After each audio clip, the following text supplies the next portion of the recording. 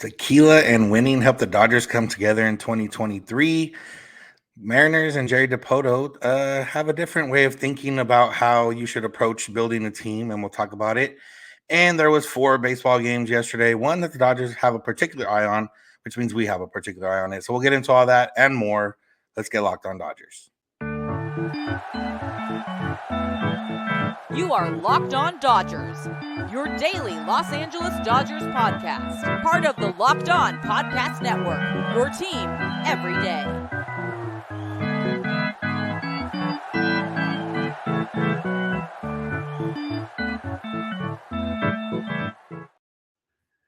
Yo, Dodger fans. Welcome to Locked On Dodgers. We are part of the Locked On Podcast Network, the #1 local sports daily podcast network. Locked On, your team every day. Today's episode is brought to you by FanDuel. Make every moment more right now. New customers can bet $5 and get $200 in bonus bets guaranteed. Visit FanDuel.com/lockedon to get started. This is the daily podcast covering the Los Angeles Dodgers, bringing you the smart fans' perspective on our boys in blue. You can find us wherever you find podcasts and on YouTube simply by searching for Locked On Dodgers. If you want to become an everydayer, it's very easy. All you have to do is listen or watch every day or as close to it as you can. And we're in October, so why not start listening every day if you haven't already done so? If this is your first time listening or watching, you are now a future everydayer. And my name is Samperio, joined by my co-host Jeff Snider, and we are both lifelong Dodger fans.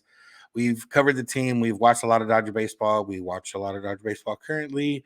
And we're here to bring you what we believe is knowledgeable and rational thoughts, at least through September, rational for one of us, about the Dodgers. And we're going to do a little bit of that today, more so looking back at the Dodgers season and an article from The Athletic, and then looking at why we're glad a little bit that we're not Mariners fans today and why we watched a lot of baseball and specifically one game for the Dodgers. So that's what we're going to get into today. Jeff, you got anything before we get into all that? Yeah, I kind of look forward to October because like throughout the year, you and I, we agree on a lot of stuff, and it's not necessarily by design, but we don't believe in, hot takes or disagreeing just for the sake of disagreeing. And we see a lot of things the same.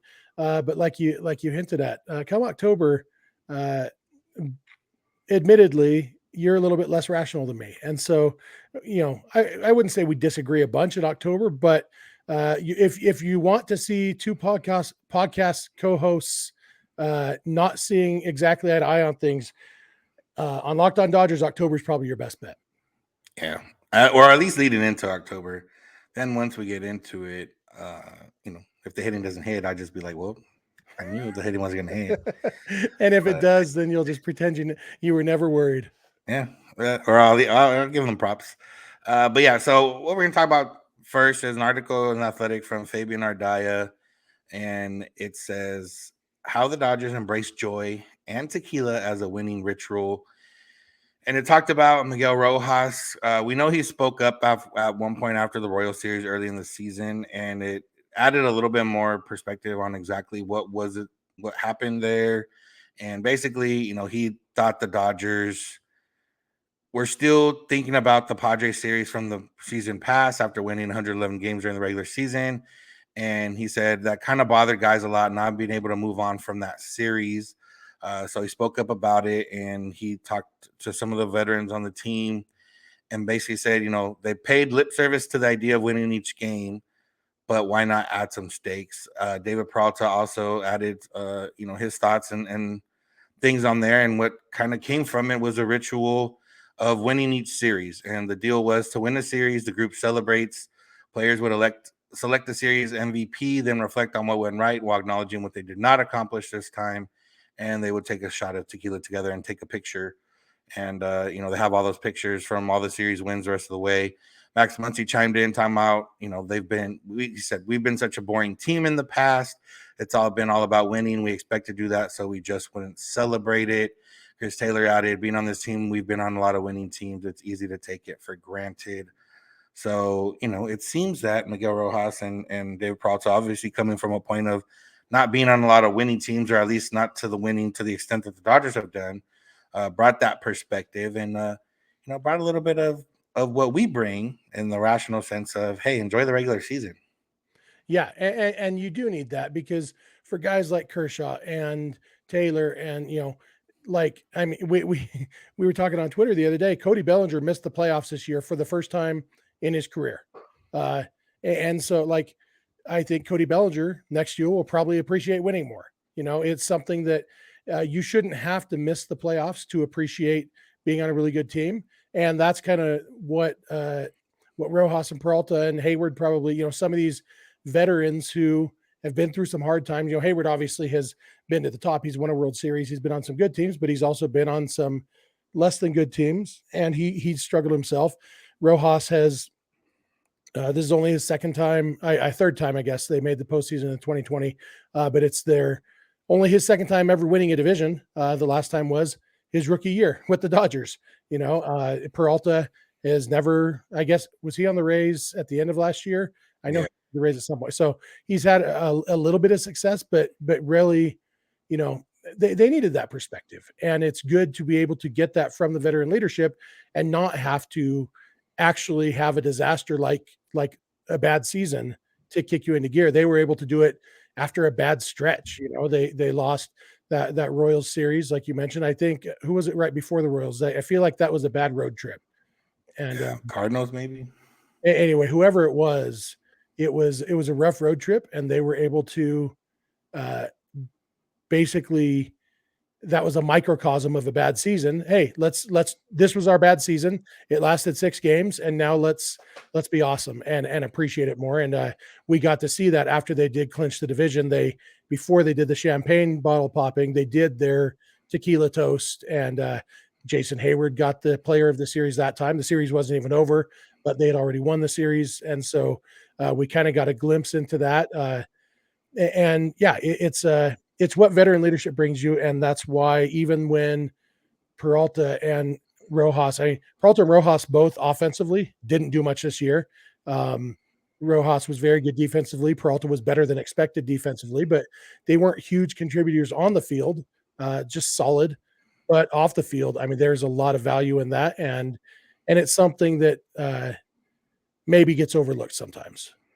Yeah, and it's one of those where maybe Peralta was expected to be a little bit more offensively. He was good for a while there, like a couple months stretch, sandwiched in between some not as great months. Rojas was expected to be a utility guy, just come play defense, ended up having to take on a bigger role. Got it going offensively a little bit toward the end. But like I said, it doesn't necessarily matter. And it's kind of how this October is going to be, where they don't need these guys to be world beaters, all-star. Like, they don't need them to do that. That'll obviously be ideal. Like, if one of them can go into Eddie Rosario mode, that'd be, very ideal. But they just need to contribute around the main guys, Mookie Betts, Freddie Freeman, Max Muncy, JD Martinez. Those guys need to do their job. These guys contribute around it.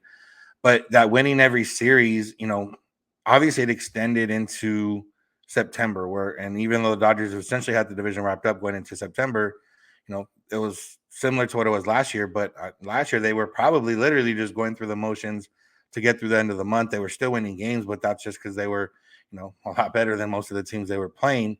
Whereas this one, they're playing for something. I don't know if they kept a tally of who won most, series MVPs or, whatever the case, or, we want to try the new tequila. Like, we bought a new bottle of tequila. We want to try it. So we need to win the series in order for us to try it.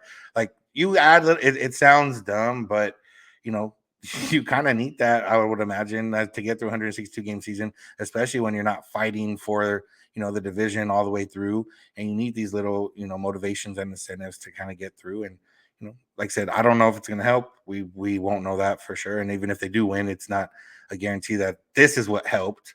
But at the very least, it's a different way of trying. And I like celebrating the wins in the regular season. I like, the Freddie dance came about halfway through the season. Last year they kind of adopted the on top of the head knock by Trey Turner, and it kind of just stuck, and it was cool. But, seeing the Freddie dance is funny because everyone has a different version of it, because everyone moves different parts of their body when it gets involved. So it's good to have this perspective. And then they've got guys obviously at the midway point that kind of helped keep pushing that forward. Yeah. Do you think the fact that I don't drink is the reason I'm not on this year's Dodger team? That's one reason. One reason. Yeah. We'll start the list with that one and see what else we can add to the list. Yeah, we can just move on from there, keep adding. But yeah, so now we're going to talk about a different thought and side of winning that Mariners Jerry Dipoto had. Probably not ideal for a Mariner fan. Definitely something to discuss as baseball fans. So that's what's on tap. So make sure to keep it locked on Dodgers. Today's episode is brought to you by FanDuel. Snap into action this NFL season with FanDuel, America's #1 sportsbook. Right now, if you're a new customer, you can get $200 in bonus bets guaranteed when you place a $5 bet. All you got to do is put a $5 bet and you get $200 in bonus bets guaranteed, win or lose. You just put the bet down. That $5 bet could lose. You're still going to get $200 in bonus bets. So if you've been thinking about joining FanDuel, there's no better time to get in on the action. It's easy to use app. You can, build out a lot of different ways to place some wagers on NFL. There's other sports, but NFL is a big one.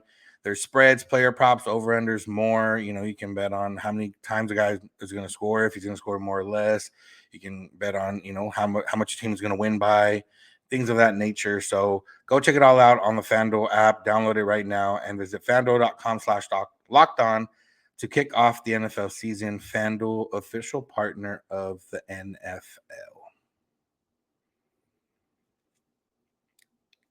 We want to thank you for making Locked On Dodgers your first listen of the day. If we're not your first listen of the day, go ahead and make us your first listen of the day. And if you're not an everydayer, go ahead and start listening every day. And now, boom, you're an everydayer. Remember, SiriusXM or the SXM app is here for you. If you can't watch any Dodger games, you can listen to the home broadcast with SiriusXM or the SXM app. All you got to do is search Dodgers. All right, Jeff. So, Mariners finished one game out of a playoff spot. They've made it to, I think I was listening to our pals at Locked On Mariners. I think like 4 of the last 10 seasons or something like that for the Mariners have come down to game 161 or 162, with them making the playoffs only one of those times. And Jerry Dipoto, who is their president of baseball operations, spoke to the media and, kind of talked about what they have. Cal Raleigh and some of the players on the Mariners had expressed their disappointment in ownership not spending. They feel like they were this close and they didn't go for it at the deadline. They didn't, go for it in other areas, maybe free agency coming into the season, and didn't necessarily work out for them. So they're talking about that. Jerry Dipoto, his main point that he was trying to make was that they're not building to win a World Series per se in a specific year. They're building to win 54% of the games, because winning 54% of the games will get you likely into a postseason spot. And from there, you have a chance to win the World Series. That's very, very vague of what he said. I know, Jeff, you probably watched it and understood it a little bit and can deliver a little bit more nuance than that. Yeah, what he's saying is the goal is to win 54% of your games over a 10-year span, because that's an 88 win pace, but it's not going to be 88 wins every year. So he's saying if over a 10-year span you win 54% of your games, some of those years you're going to win 96 games, and some of them you're going to win 82. And so there's going to be up years and down years, but if you build that consistency over the decade, that when you do have that 96 win team, and occasionally a 93 win team, you're going to make the postseason. If you average 88 wins a year for 10 years, you're probably going to make the postseason 6 or 7 times in there. And, and basically, and he never even did mention winning the World Series. Well, I mean, eventually at the end he did, but he talked about getting to the World Series. And that, kind of underscores a point you and I've made a lot. I think Tommy Lasorda was the one who said the best thing you can do in baseball is win the World Series, and the second best thing you can do is lose the World Series. And that's something that's easy for us as Dodger fans to lose sight of. I don't think you could have convinced any of us after 2018 that losing the World Series is the second best thing you could do, because it feels like the worst thing in the world. But the Dodgers did play longer than every team except one those 2 years. And then eventually they did win the whole thing in 2020. But I think everything that Jerry Dipoto says makes sense and is probably right. But for me, it really underscored how lucky we are, how spoiled we are as Dodger fans. And some of it is the big market, the money, but the Mariners, Seattle's a big market. The Mariners have a great stadium. They sell a lot of tickets. They're not going to have the money that the Dodgers have, but the Dodgers don't just win by spending a lot of money. It's definitely an advantage for sure. But when he talked about 54% over a 10-year span, I pulled up the Dodgers' last 11 years. This is their 11th straight year making the postseason. And in those 11 years, the Dodgers have won 1,031 games and they've lost 650 games. That is a winning percentage of 613. They're winning more than 61% of their games over an 11-year span. Their worst season was 2016 when they went 91-71. So their worst year was 3 games better than the average that Jerry Dipoto is shooting for. And like, for me, what I think there are some things that general managers shouldn't say out loud, that management, ownership, like we've talked before, probably how Stan Kasten shouldn't be allowed near a microphone because he doesn't know the right words to say that don't come across as a rich man telling people how to feel about their favorite baseball team. That's what happens every time Stan Kasten talks. That's kind of this same feeling with Jerry Dipoto when he actually said, we're actually doing the fan base a favor in asking for their patience to win the World Series while we continue to build a sustainably good roster. The phrase "we're actually doing the fan base a favor" should never come out of a general manager's mouth. A general manager, in the case of even if that's entirely what Jerry Dipoto really believes and feels, the words he says out loud should be, we thought we had a championship caliber team. We're going to do everything we can this offseason to fill in the holes. We learned a lot this year and we're going to come back stronger next year. And instead of falling out in the last day, we're going to try to win a championship next year. That should be the line every year, because fans don't need to hear you say, I'm actually doing you a favor. You're probably not smart enough to understand this, but if you were smart as me, you'd understand what I'm doing and it would make sense to you. But you're too much of a dummy and you like your Mariners too much. And now you're just sad about not making the playoffs. I don't think Jerry Dipoto actually does a bad Nicolas Cage impression like that, but that's how it ended up coming out. So yeah. And he does look like a Pinterest fail Tom Brady, though. I noticed on the video. Yeah. So again, it's the sustainable winner is the ideal for anybody in the front office. The Dodgers have been able to do that. Obviously, it helps that they're able to, trade for guys like Mookie Betts and keep them around. Sign guys like Freddie Freeman when they're available. But they've also, this year wouldn't have happened without all these scouting, Rojas and Peralta and Hayward, the guys we're talking about. Scouting development, and not just from that front, free agency front, but also from all the rookies that came up and pitched innings for the Dodgers and gave them contributions and all these other little trades. The trading Dylan Floro for Alex Vesia and Kyle Hurt or who else came? Kyle Hurt and Alex Vesia, yeah. Like that's at the moment you're like, why did we trade one of our good relievers for a guy that hasn't really pitched or hasn't pitched in the majors? I don't think to that point. He briefly did in 2020. Yeah, so, but it worked out because of, scouting development, everything else. And that's what I think the other part of the money comes down to. Not that I don't know how the Mariners spend their money, and I don't know how most teams spend their money, but I can say for sure, like with the Angels, I've talked to a lot of people about the Angels recently. Some of my friends are Angel fans and, Artie Moreno and all that stuff. And like, Artie Moreno spends money. He's shelled out money for big contracts, but it doesn't matter because the foundation isn't there. They don't spend on scouting or they don't spend on development or, whatever. They don't do all this other stuff that the Dodgers do that can keep the motor running, underneath the foundation's there. They can fill in cheap, controllable contracts every other year. It seems to have a top 10 farm system.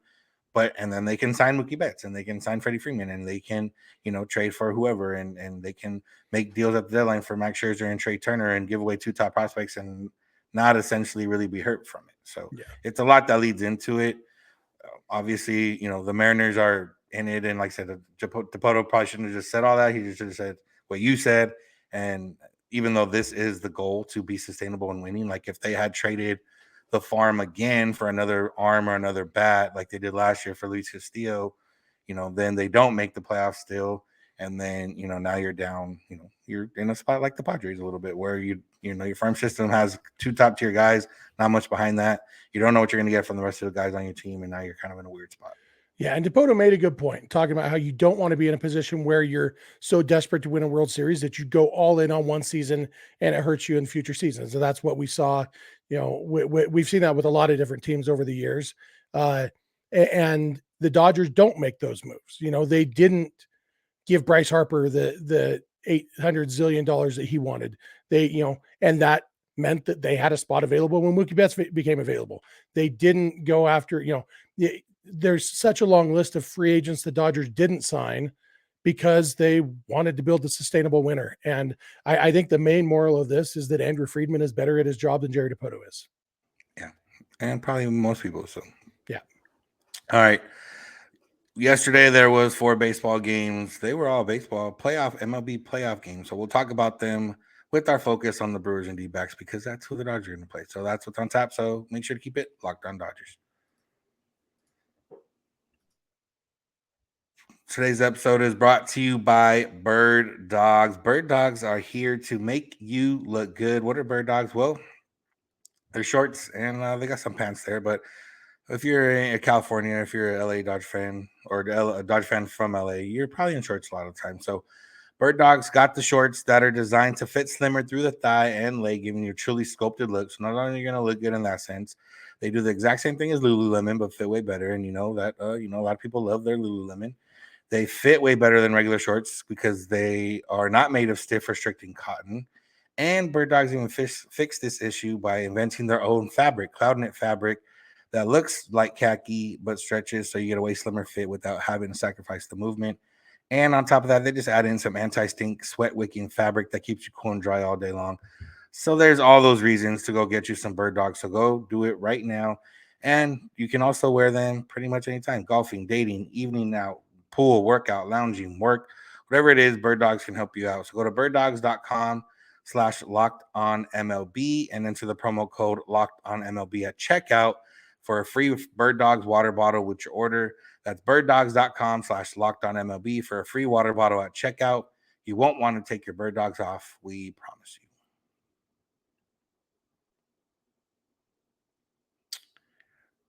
To become an everydayer for Locked On Dodgers, all you have to do is listen every day. So please go do that. You can find us wherever you find podcasts and on YouTube.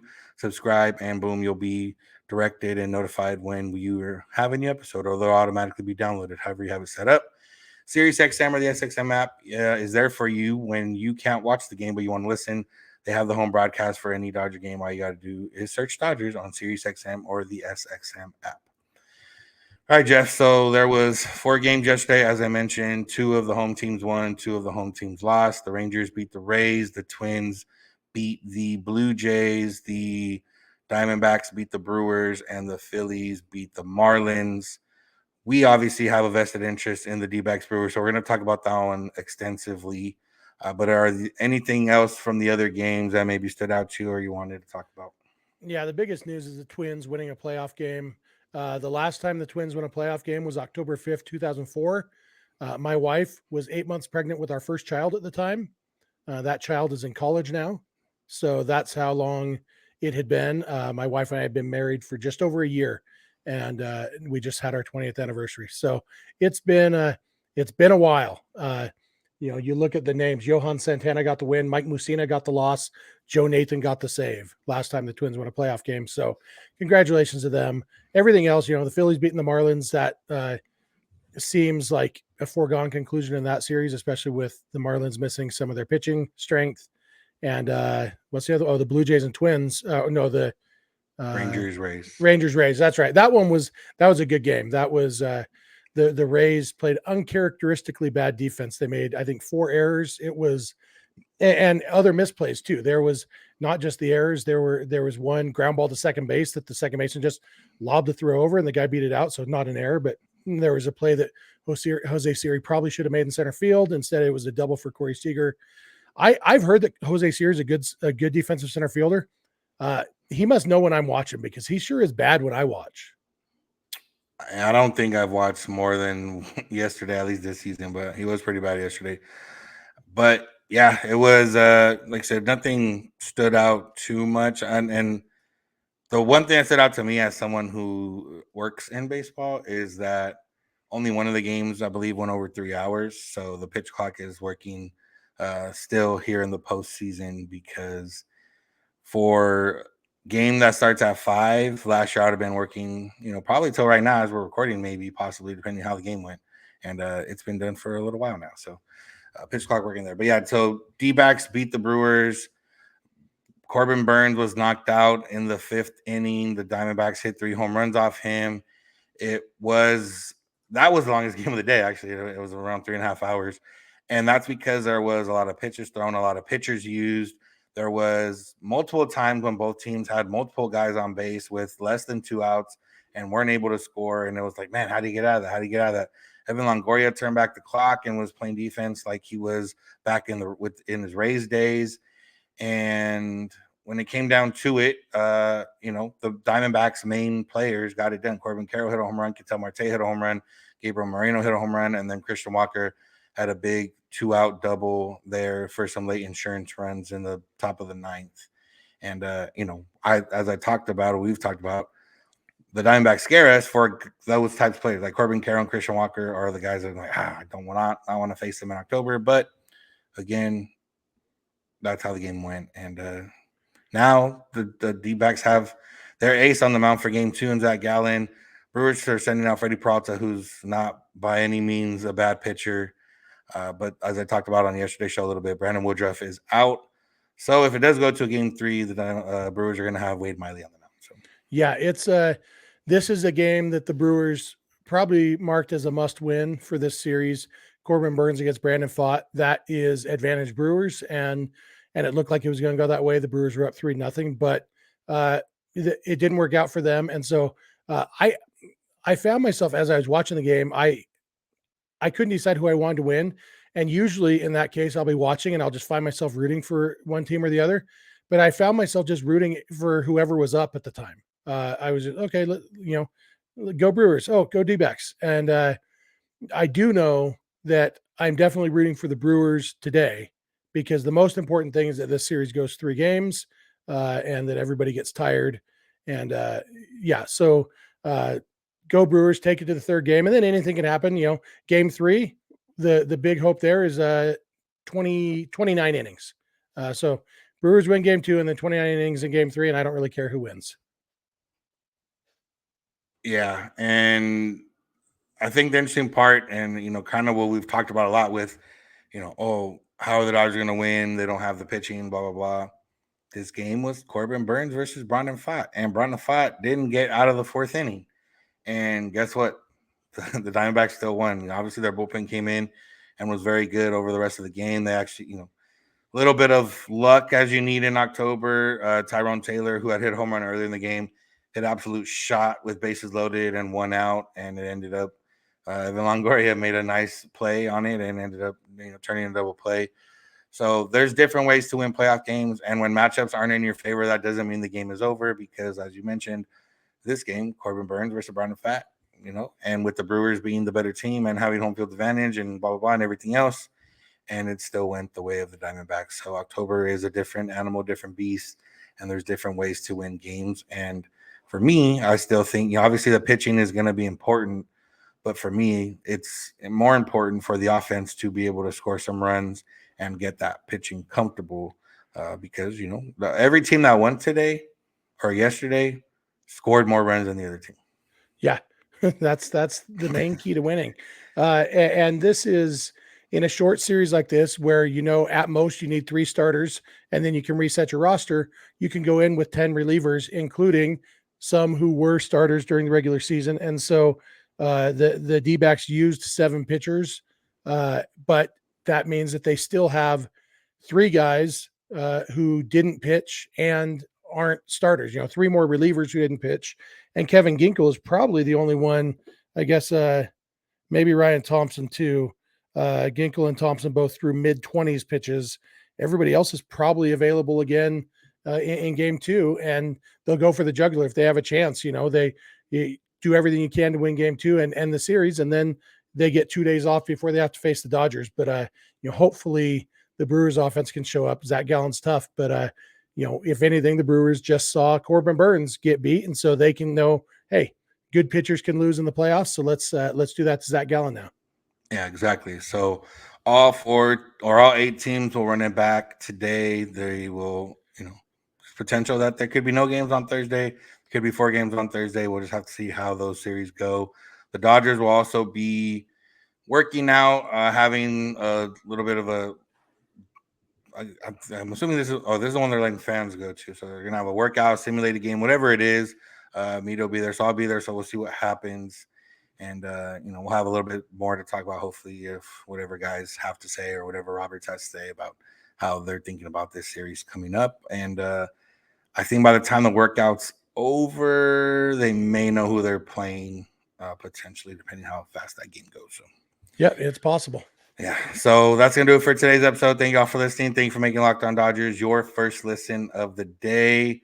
Apologies to our listeners on the East Coast. Sometimes I record a little bit later than expected and ends up being maybe a little bit past your first listen time in the morning. But today's episode is definitely going to be ready for you for your first listen. So go check it out, Locked On Dodgers, wherever you get podcasts and on YouTube. Remember to become an everydayer by listening every day. Tell your friends, tell your family. We're in October. The Dodgers are in the playoffs, and there's no better time to start listening and talking about the Dodgers. You can also find us on social media, Twitter and Instagram at Locked On Dodgers. Jeff is on Twitter at Snider. I'm at Vincent91. You can DM us for any questions, comments, or concerns. You can also send those via email, lockedondodgers@gmail.com, or via voicemail text at 323-863-LOCK. We're here every weekday morning, and we hope you'll be here with us. When you get in your car, if you're at home, text my device, play podcast Locked On Dodgers. And remember, you don't have to agree. You just have to listen. Have a good one. We'll talk to you tomorrow.